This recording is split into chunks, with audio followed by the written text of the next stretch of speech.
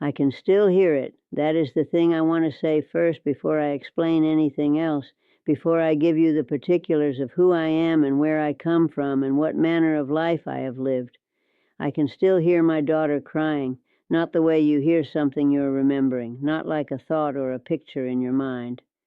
I hear it the way you hear rain on a roof, present, actual, as though it is happening right now in the next room and I am lying in my bed choosing not to go to her. I have been hearing it for 49 years. Her name was is Ada. She is not dead. She lives in Richmond with her husband and her children, and she visits me twice a year, at Christmas and in June near my birthday. She brings flowers. She sits in the parlor with me for an hour, sometimes two. She asks about my health, and I ask about her children, and we speak to one another with the careful politeness of people who are aware that something large and broken lies between them, and have agreed without ever discussing it to step around that thing rather than look at it. She is 61 years old. I am 84. And the broken thing between us happened when she was 12 on a night in April of 1878. And I have never found the words to mend it, not because I haven't looked for the words. I have looked. I have lain awake thousands of nights turning sentences over in my head, trying to assemble an explanation that would make her understand why I did what I did. But every explanation I construct collapses under its own weight, because the truth is I am not entirely certain myself why I did it. I know what I believed. I know what I told myself that night as I lay rigid in the dark, listening to her sob. I told myself I was making her strong. I told myself the world was cruel and indifferent, and that a girl who could not manage her grief alone would be destroyed by that world. I told myself I was being a good mother. But I also know, and have known for a long time, that something else was operating in me that night. Something colder than principle, something that looked like discipline but might have been something else entirely. I don't have a name for it even now, but I will try to explain it as well as I am able, because I am 84 and I am not expected to see another winter, and there are things I need to say even if I say them poorly. I was born Edith Louise Pendleton on the 3rd of September, 1843 in Frederick County, Virginia, in the Shenandoah Valley. My father, Amos Pendleton, farmed 160 acres of limestone soil along the Valley Pike, some 4 miles north of Winchester. It was good land. The valley was blessed with soil that would grow nearly anything you put into it, and my father had been raised by a man who understood that soil and worked it with a kind of grave respect, as though it were a living thing that would reward you if you treated it properly and punish you if you did not. My father grew wheat primarily and corn secondarily, and kept a herd of dairy cattle that my mother managed with an efficiency that I have never seen equaled. We were not wealthy. We were what people in the valley called comfortable. The house was stone, built by my grandfather in 1811, 2 stories with thick walls that stayed cool in summer and held heat in winter. It was a solid house. I remember that solidity. The feeling that the walls could not be moved, could not be shaken, that whatever happened outside those walls, the house itself would endure. I was wrong about that, but I did not learn I was wrong until 1864, and by then I had learned a great many things I had not wanted to know. My mother was Caroline Pendleton, born Caroline Schuler. She was the daughter of a German family that had settled in the valley 2 generations prior, and she carried in her bearing and her temperament something of that heritage, a practicality so thorough it left no room for anything else.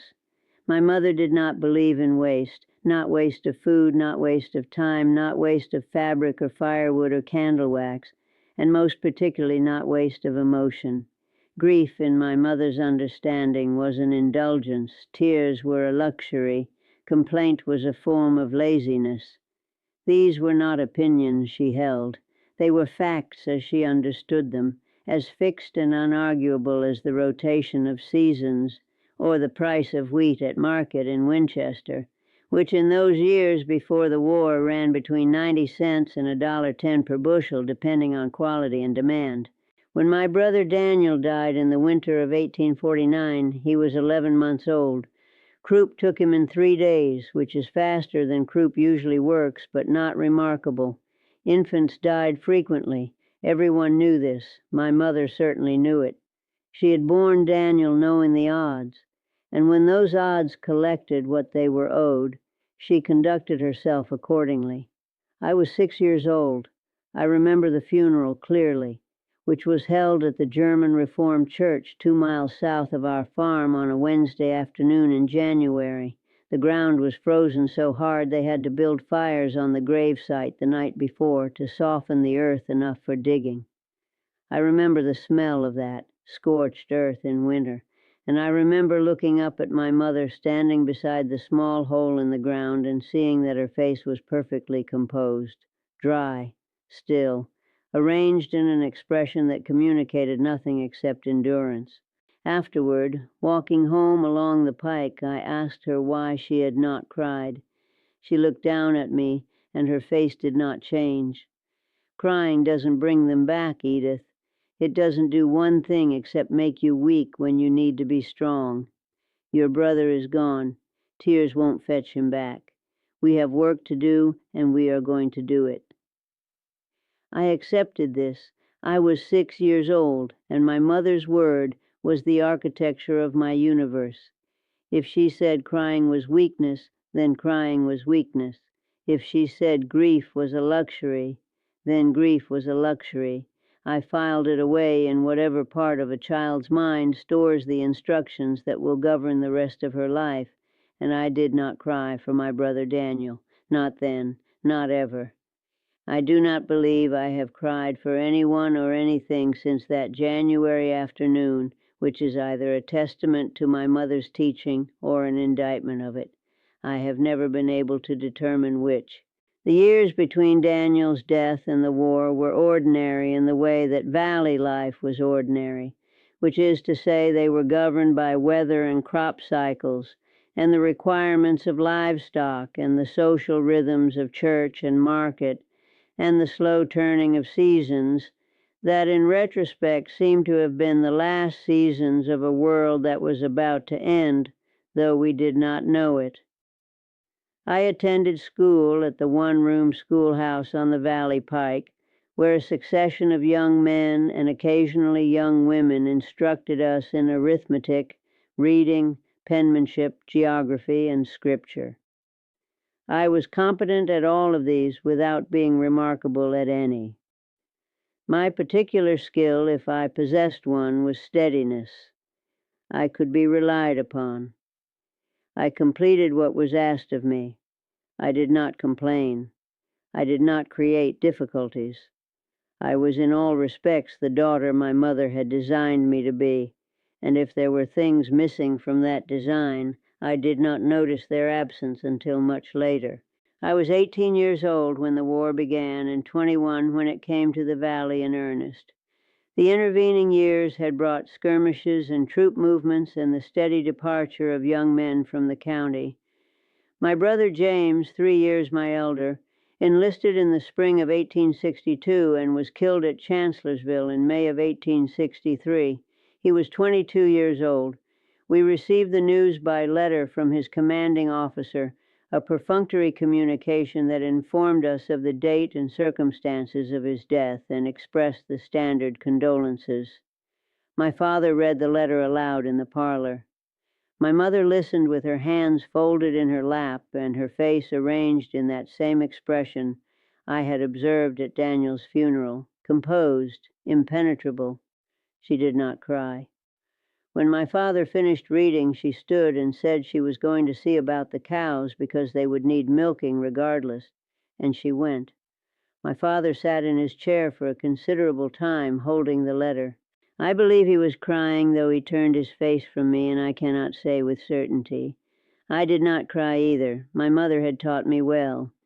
Then came October of 1864, and Philip Sheridan and the burning of the valley, and whatever remaining softness existed in me was incinerated along with everything else. I need to explain what Sheridan did because it is essential to understanding what I became and why I behaved as I did on the night in question.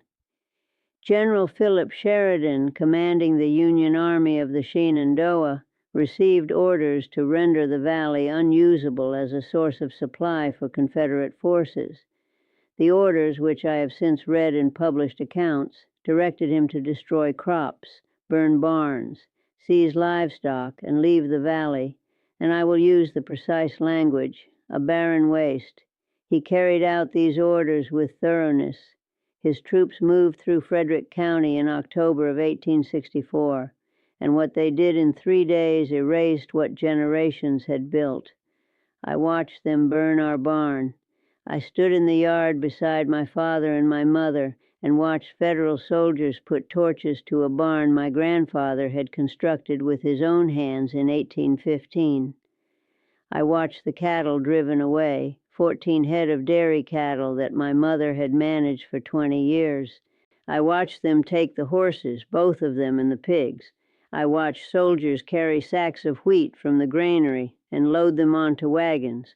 One of them dropped a sack and it split open on the ground, and the wheat spilled out into the mud, and nobody picked it up. Nobody cared. It was not theirs, and its loss meant nothing to them. The house they left standing. Stone houses were more trouble to burn than wooden ones, and they were moving quickly, covering as much ground as possible. So the house survived while everything around it was destroyed. We stood in the yard that evening, my father and mother and I, surrounded by the smell of burning. The barn was still smoldering. The fields, which my father had harvested only partially before the soldiers arrived, were trampled and ruined. The chicken coop was demolished. The smokehouse was gone. The fences were torn down. My father looked at it for a long time. He was 54 years old, and everything he had worked for since he was a young man was ash and mud. He did not speak, did not curse the soldiers or bemoan what had happened, just stood there looking at the ruin of his life's work with an expression that I recognized because I had seen it on my mother's face at Daniel's funeral and at the reading of James's death letter. The expression of someone who has decided that the only response to destruction is to refuse to be destroyed by it. My mother said, "We will need to find food for tomorrow. There will be neighbors worse off than us. We should see what can be done." That was all. No tears, no collapse, no wailing about injustice or cruelty or the senselessness of war. Just the immediate practical question of what happens next, what must be done, what can be salvaged. I stood there in the smoke and I felt something close inside me. Something that had been open, perhaps only slightly open, a door or a window in whatever part of a person holds their tenderness. It closed. I heard it close, or felt it, the way you feel a change in weather before you see it. And I understood then what my mother had been teaching me all my life. That softness was not merely useless, it was dangerous. The world would burn everything you loved, and the only thing that could survive the burning was hardness, hardness of will, hardness of mind, hardness of heart. I did not realize until decades later that hardness of heart was something different from strength, that they wore the same face but lived in different houses. By the time I understood this distinction, I had already done considerable damage with my confusion. The years following the war were years of rebuilding, literal rebuilding, and they consumed everything. My father reconstructed the barn with lumber salvage from destroyed properties nearby. Neighbors shared what little they had. The federal government sent nothing. The valley recovered, as valleys do, because the soil was still there beneath the ash and the trampled fields, and soil does not care who burned what or why. It simply grows what is planted in it. By 1866, we had a functioning farm again, diminished but viable. My father aged 10 years in those two. My mother aged similarly but showed it less, being constructed of materials that did not bend. I married Samuel Hargrove in October of 1865. Samuel was 24, a veteran of the Confederate Army who had served under Early in the Valley campaigns and had been present, though I did not know this at the time of our marriage, at the Battle of Cedar Creek in October of 1864, fought within 15 miles of our farm. He came home with all his limbs intact and no visible wounds, but something behind his eyes had been rearranged. He was quiet in a way that went beyond temperament. He could sit in a room for 2 hours without speaking, without reading, without doing anything at all, just sitting and looking at something that was not in the room. I learned not to disturb him during these episodes. I learned many things about Samuel by observation rather than conversation, because conversation was not something he was able to sustain in the years immediately following the war. He improved over time. By the early 1870s, he was recognizably himself again, or some version of himself that functioned adequately. He farmed competently. He was not cruel. He did not drink to excess. He provided for his family without complaint. These were not small things in the post-war valley, where men who drank themselves to ruin or treated their families with violence were not uncommon. Samuel was better than many, and I valued him for it, though I did not tell him so because my mother had not raised me to speak such things aloud. Ada was born in March of 1866, our first child. She arrived in the world making noise, red-faced and furious, and crying with a vigor that the midwife said was a sign of strong lungs and good health. Strong lungs. Ada had strong lungs, and she used them. She cried more than any infant I had known or subsequently bore. She cried when she was hungry, and when she was full, and when she was tired, and when she was rested, and when she was held, and when she was put down. She cried at loud noises and at silence. She cried, it seemed to me, at the mere fact of being alive and finding the experience not entirely to her satisfaction. My mother, who came to assist me in the first weeks, observed this with disapproval. "That child needs to learn," she said, "that crying accomplishes nothing." I took this instruction, as I had taken all my mother's instructions, as fact, as law, as the proven wisdom of a woman who had survived things that would have destroyed a weaker person. And I began from Ada's earliest infancy to apply the principle. When Ada cried without cause I could identify, I did not pick her up. I did not comfort her. I let her cry until she stopped, and then I attended to her needs calmly and practically. I was not withholding love, or I did not believe I was. I was teaching her what my mother had taught me, that tears change nothing, that the world does not rearrange itself because you are unhappy, that strength means enduring discomfort without complaint. Ada survived this education as children do, because children are more durable than we credit them for being. But she did not learn the lesson I intended. She remained sensitive, acutely so. As she grew from infancy to childhood, her sensitivity became more pronounced rather than less. She wept when the barn cat killed a field mouse. She wept when her younger brother Samuel, born in 1868, fell and scraped his knee as though his pain were hers. She wept at stories in which characters suffered, even fictional characters in books I read aloud in the evenings. She felt things.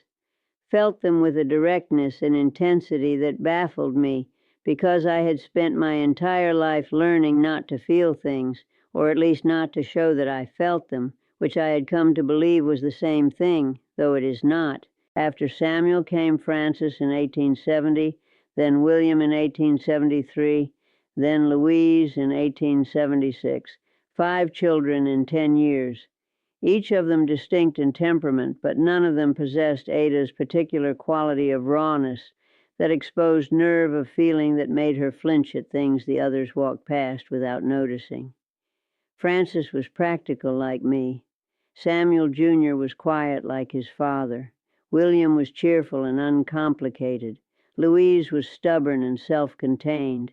Ada was the only one who seemed to have been born without the layer of protection that the rest of us carried between ourselves and the world.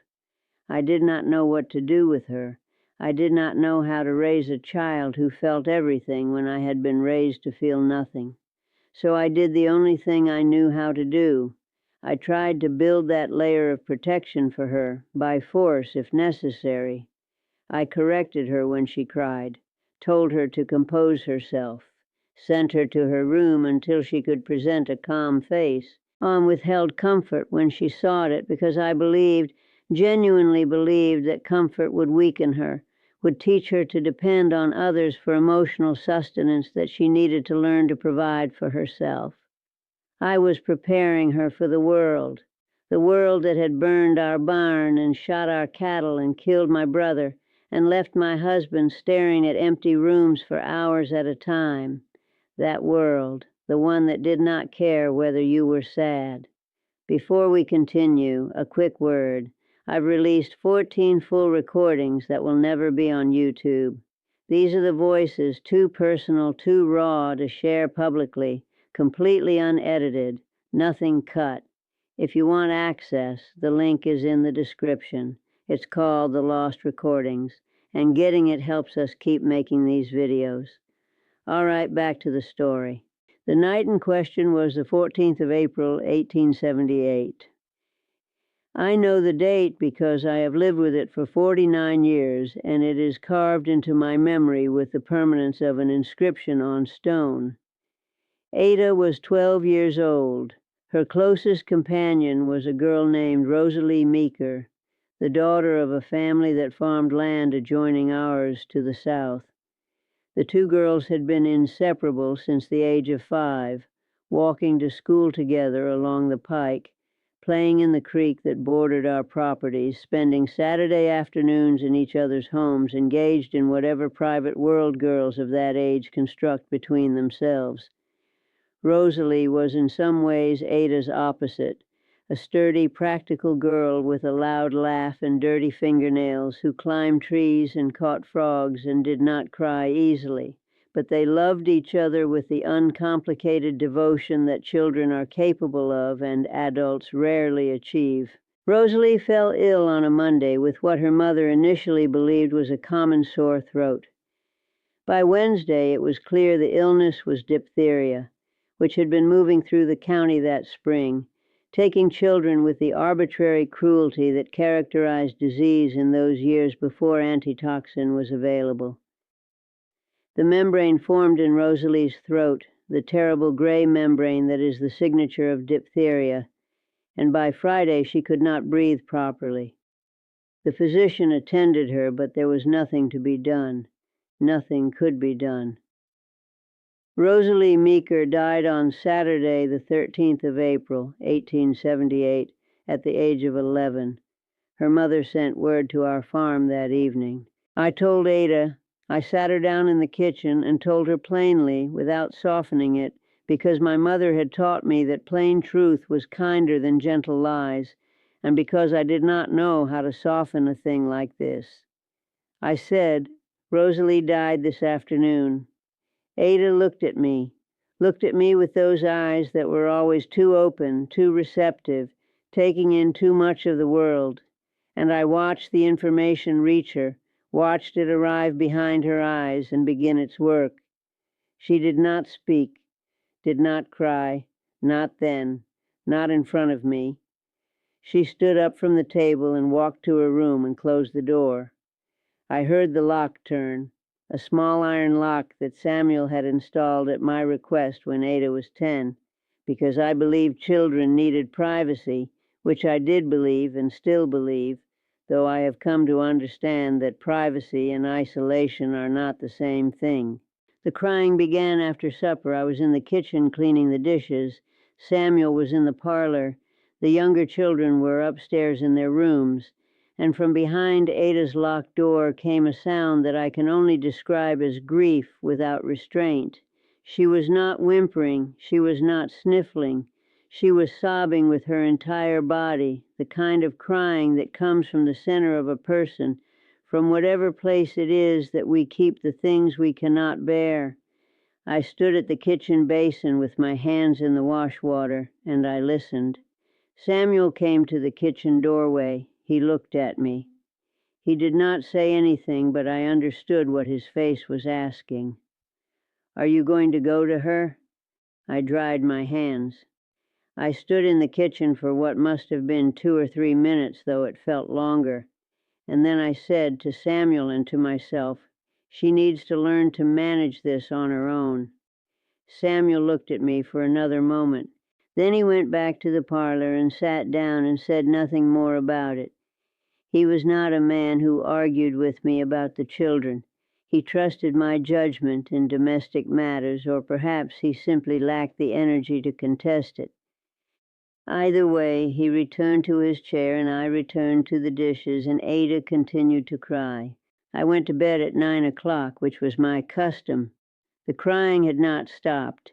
It had changed character, as prolonged crying does, moving from the violent sobs of the first hours into something lower and more continuous, a kind of moaning that rose and fell with her breathing. I lay in bed beside Samuel, who fell asleep within minutes, as he always did, and I listened. I listened for hours. The clock in the hallway marked 10, then 11, then midnight. Ada cried, not continuously. There were intervals of silence, 5 minutes, 10 minutes, during which I thought perhaps she had exhausted herself and fallen asleep. And then it would begin again, softer now, the sound of someone who has been crying so long that the tears have worn channels and flow without effort. I did not go to her.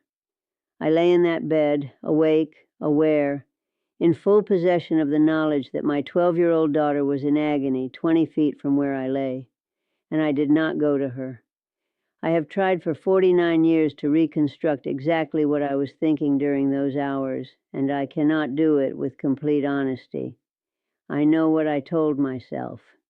I told myself that grief must be endured alone, that going to her would teach her dependence, that she would be stronger in the morning for having survived the night without assistance. These were my mother's principles, and I believed them as I believed that the sun would rise, with a certainty that did not admit examination. But there was something else operating in me that night, something beneath the principles, something I have circled around for decades without being able to name it precisely.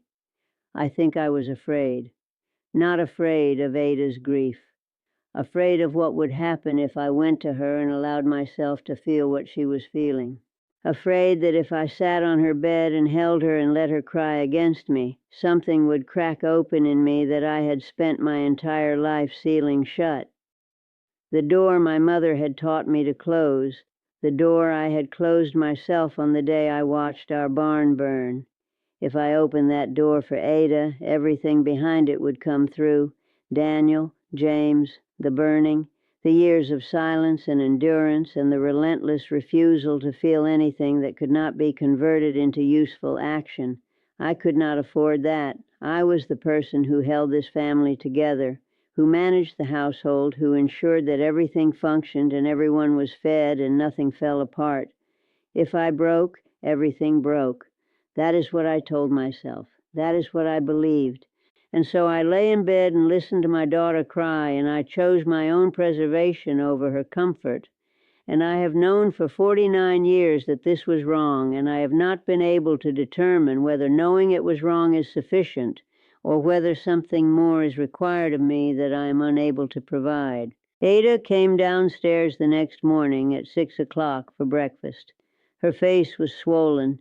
Her eyes were red and nearly shut from hours of crying. She moved slowly, like someone recovering from a physical illness. She sat at the table in her usual place. I put oatmeal in front of her. She ate some of it.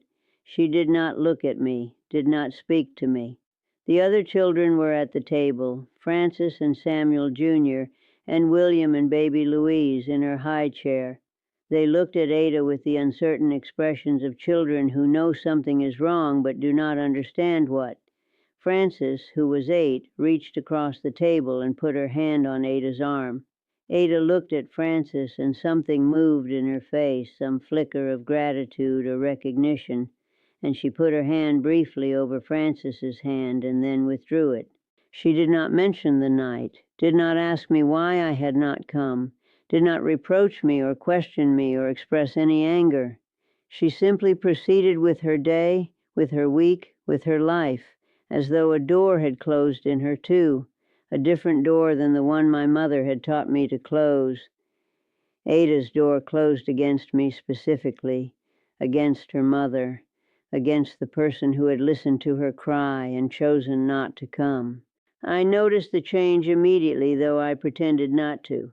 Ada continued to be polite, continued to perform her duties in the household, continued to behave in all outward respects as a proper daughter should, but she did not seek me out, did not come to me with news or questions or the small confidences that a daughter shares with her mother. When she needed comfort, she went to Frances. When she needed advice, she went to her father, who was not equipped to provide much, but who at least received her without the rigidity I apparently projected. I had become for Ada something to be managed rather than loved, a presence in the household to be navigated around, respected, obeyed, but not trusted with anything that mattered. I told myself this was natural, that daughters pulled away from their mothers as they grew older, that it was healthy, even desirable, for a girl approaching womanhood to establish independence. I told myself many things, and some of them were even true. But beneath the things I told myself was the knowledge, which I refused to examine directly, that I had failed a test, that the night of April 14th had been a test, and I had failed it.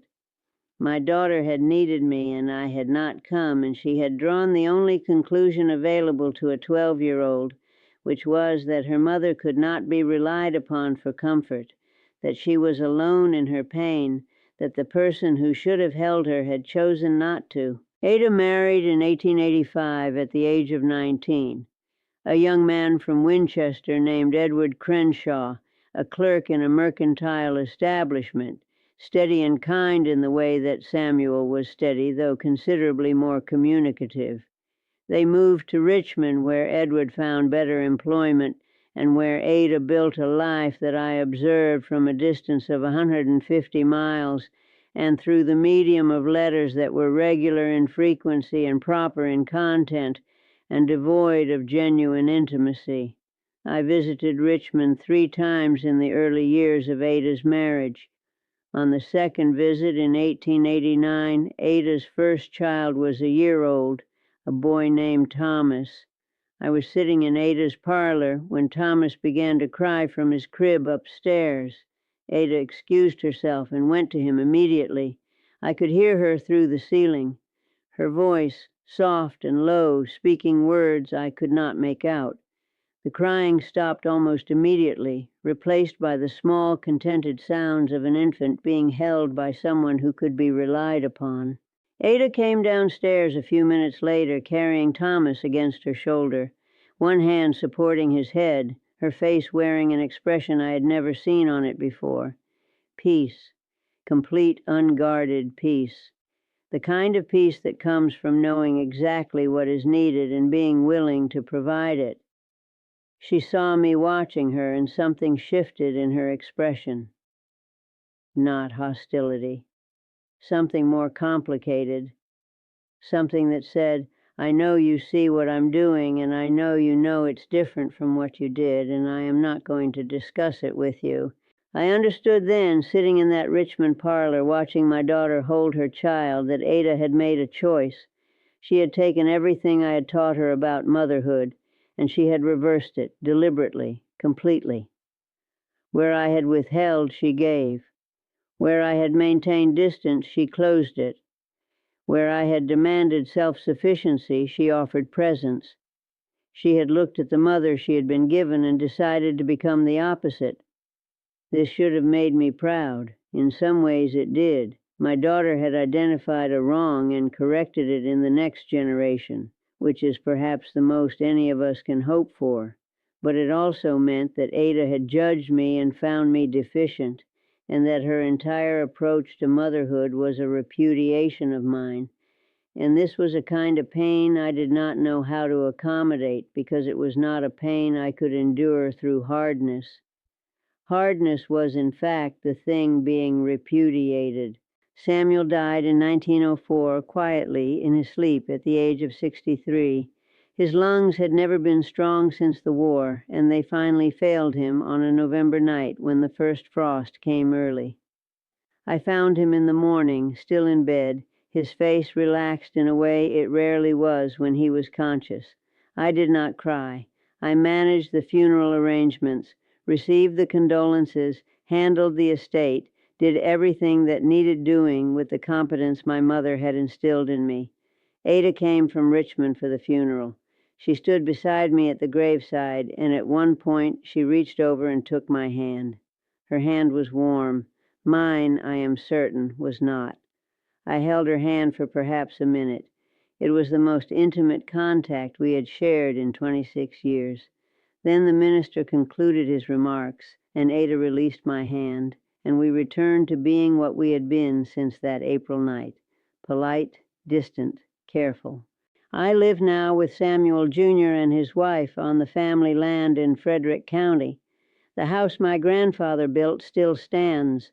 The barn my father rebuilt after Sheridan's burning still stands, though it needs repair that Samuel Jr. has not yet managed. I am 84 years old, and I spend most of my time in a chair by the window in the parlor, which is where my mother used to sit in her final years when she lived with us after my father's death. And I sometimes think about the fact that I am sitting in my mother's chair, doing my mother's sitting and becoming, in my final years, the very thing she made me. Ada will come at Christmas.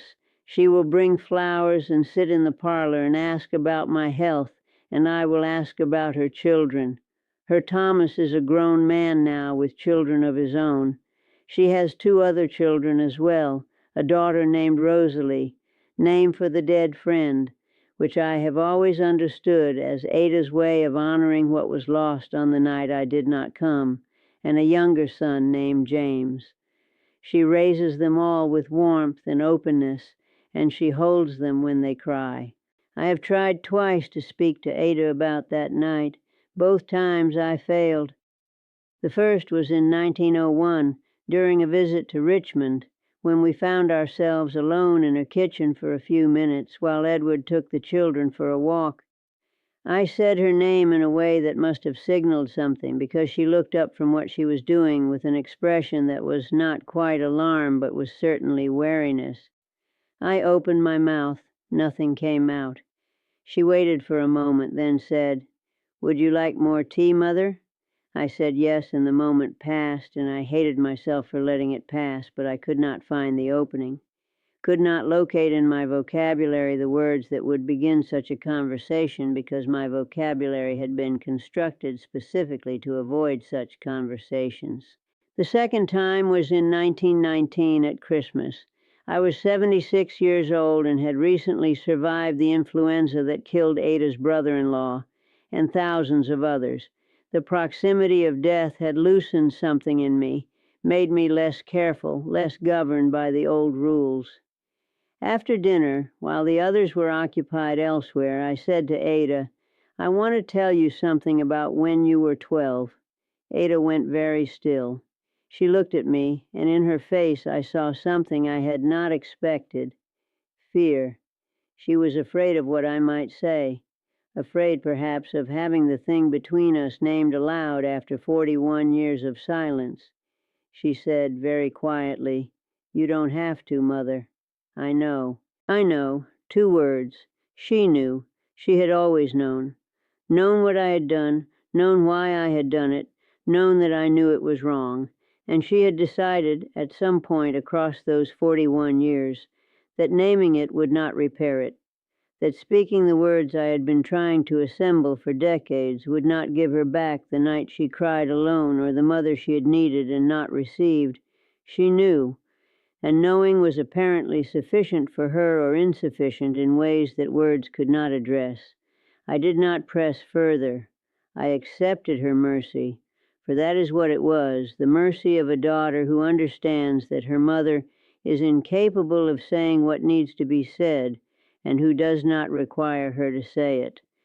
I accepted that mercy, and I went home and I sat in my mother's chair, and I wondered whether Ada's grace was something she had come to on her own, or something she had despite me, or something I might, in some way I cannot trace, have given her without knowing I was giving it. I am not asking anyone to feel sorry for me. I am the architect of what stands between my daughter and me, and I have no right to sympathy for the consequences of my own construction. What I am trying to say, and saying poorly because my mother did not raise me with the language for this, is that I have spent my life confusing hardness with strength.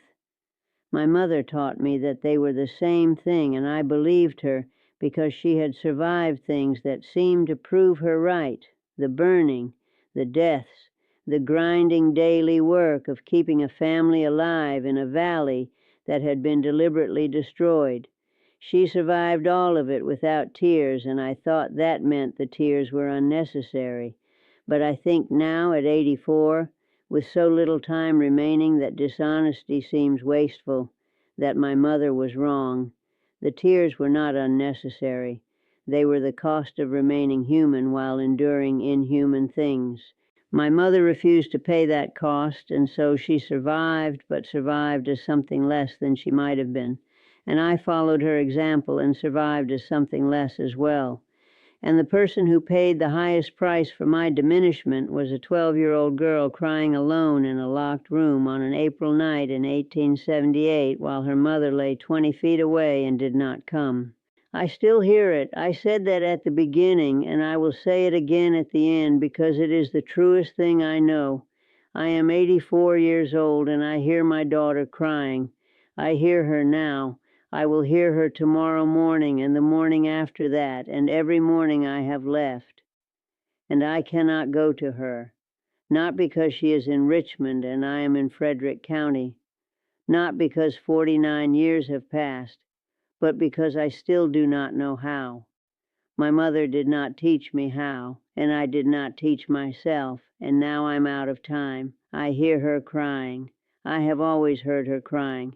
I did not go to her then, and I cannot go to her now, and that is the thing I will take with me when I leave this world. Not the burning, not the war, not the dead brother or the silent husband or the decades of work and endurance. Just that sound, my daughter crying, and me 20 feet away, choosing not to come.